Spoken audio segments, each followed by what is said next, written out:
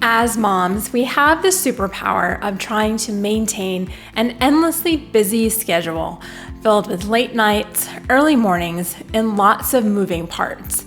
Chores, meals, activities, appointments, bills, and life's long list of to-dos never seem to end. The terms hot mess, messy bun, and multitasker are all synonymous with the title of mom. But this isn't a competition of who is the busiest, most hot mess express out there. If there's anything that we should be incorporating into our everyday lives as moms, it's organization and time savers. These are an invaluable part of motherhood.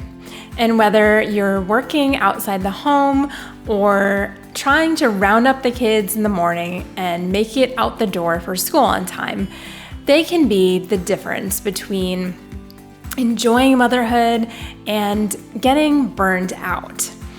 I'm Marisa from Call to Mothering, and I encourage and equip moms who are raising toddlers to teens. In today's video, I'm sharing 8 time savers that you can implement so that you can have relatively stress-free days instead of crazy, chaotic ones. Number 1 is pick out outfits the night before. Not much more can slow kids down getting ready in the morning than having trouble deciding on an outfit. Now, there are a couple of ways to prepare for the week without the fuss of picking out the right look. Option 1, on Sunday, choose an outfit for each day of the week and hang that outfit in a closet with an organizer, or bundle it in a dresser to easily pull out. This means all the pieces of the outfit, such as pants, top, underwear, socks, a sweater or sweatshirt, and even accessories. Option 2 is if planning for 5 days in a row seems a bit much, or the weather changes frequently where you live, then help your kids choose an entire outfit the night before and set it out either on the floor or on their desk so they can easily see it and change into it first thing. Bonus tip, don't forget to choose your own outfit the night before too. You don't want to be wishy-washy about what to wear when your kids are already dressed and ready to eat. Number 2 is prep breakfast for the week. Nothing slows mornings down like trying to throw together a healthy meal when you're already running behind. Consider making something like mini quiche in a muffin tin with egg, vegetables, and some type of protein on Sundays when you're not rushed. That way, you have them on hand throughout the week, and you only have to heat them and serve them, not make a whole meal from scratch. Another healthy choice is overnight oats, which is high in protein and fiber so that it fills kids up and holds them over until lunch at school. They're also great in containers to take with you when you're on the go. You can find all kinds of recipes in a variety of flavors and ingredients for overnight oats all over Pinterest. Bonus tip, don't forget to preset your coffee so that all you have to do in the morning is hit the brew button. Number 3, pack lunches during dinner. After tucking the kids into bed at night, likely the only thing on your mind is sitting down and just taking a break, not opening up the fridge and whipping up lunches for the next day. But you can actually combine this task when you're making dinner. For instance, cut up some extra vegetables, or you can throw some of the salad mixings and protein that you're making that night into a wrap for the next day at lunch. If you're using the stove, you can pan grill some quesadillas or make grilled cheese, and then wrap those in foil for the next day. And when you have enough for leftovers, go ahead and incorporate those into a sandwich or maybe even a salad for your kids' lunches. Don't forget to fill up the kids' water bottles the night before as well. Number 4, have one spot for shoes, backpacks, and jackets. Create a one-stop place for everyone's shoes, jackets, and backpacks. When things are always in the same spot, they are ultimately easy to find and never get lost. This is especially great for school mornings when you don't have time to look for that missing shoe to the pair that your child wants to wear. or a jacket when it's raining outside. Put a central station for these items inside your garage or inside the door that you use most frequently in your house. When you're ready to get in the car, the kids can head to that spot, put on their shoes, grab their backpack, their jackets, and even their hat and gloves for the day.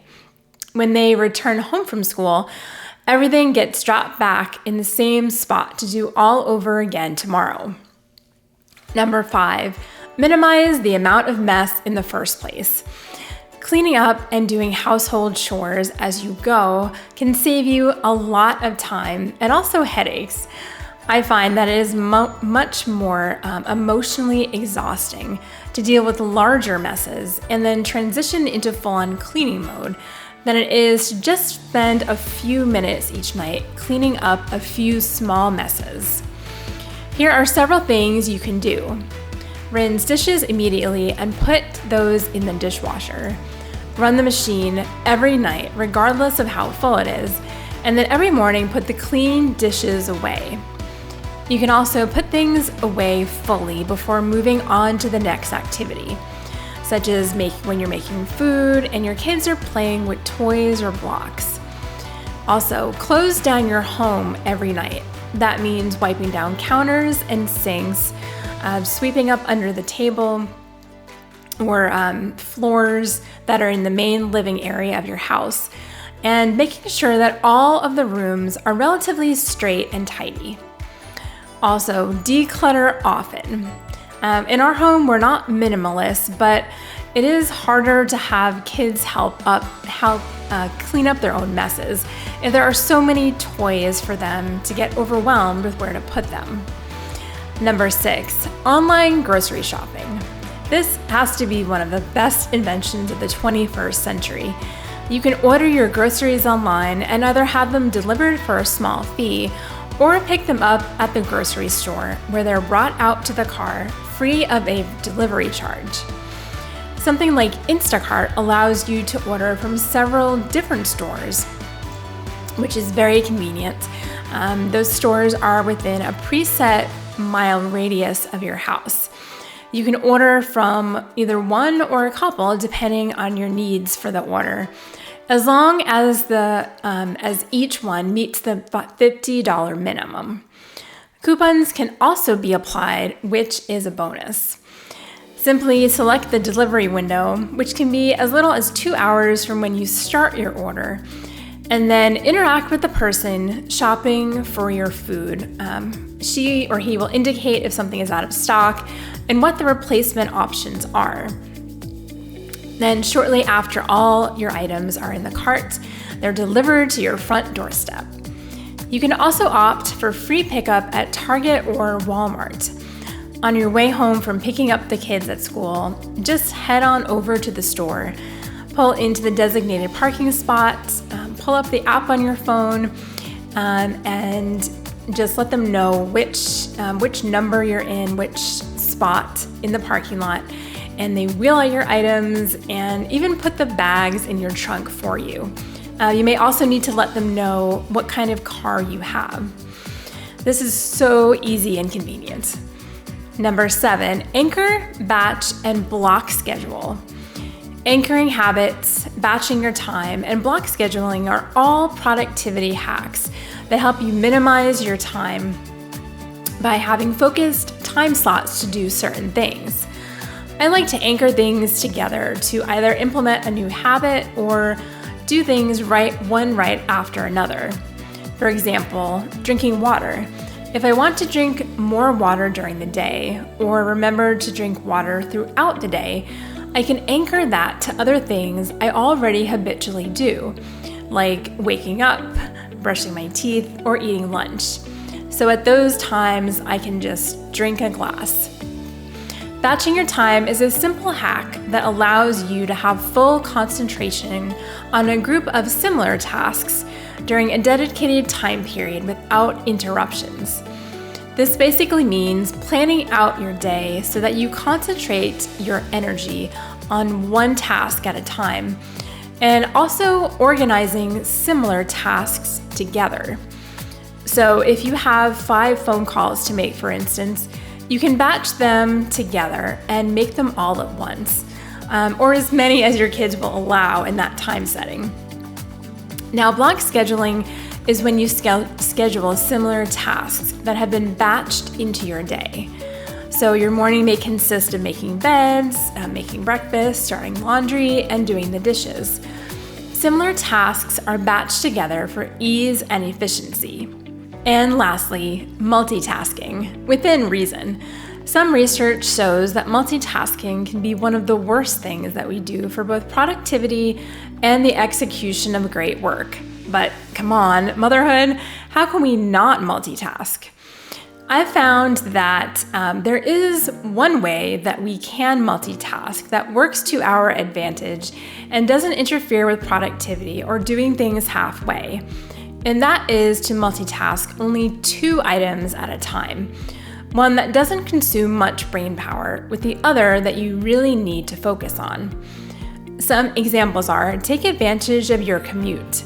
I'm not saying that driving doesn't take brain power, but instead of listening to the radio or a talk show that doesn't really have a lot of benefit, you can listen to a podcast or a good audiobook while you drive. Another thing you can do while listening to a podcast, an audiobook, or even talking on the phone is laundry, dishes, and cleaning. Take advantage of the time that you use on those less enjoyable tasks and make them more fun.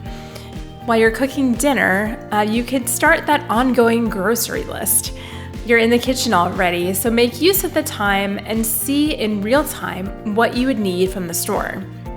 Something else that you could do is start laundry, put away dishes, tidy up, or make phone calls where your child is contained in the high chair eating. As moms, we are always pulled in so many different directions. These time savers will give you some good ways to take back control of your time and your energy, 2 things that we could always use more of. Thank you so much for watching, and remember, you are not just a mom.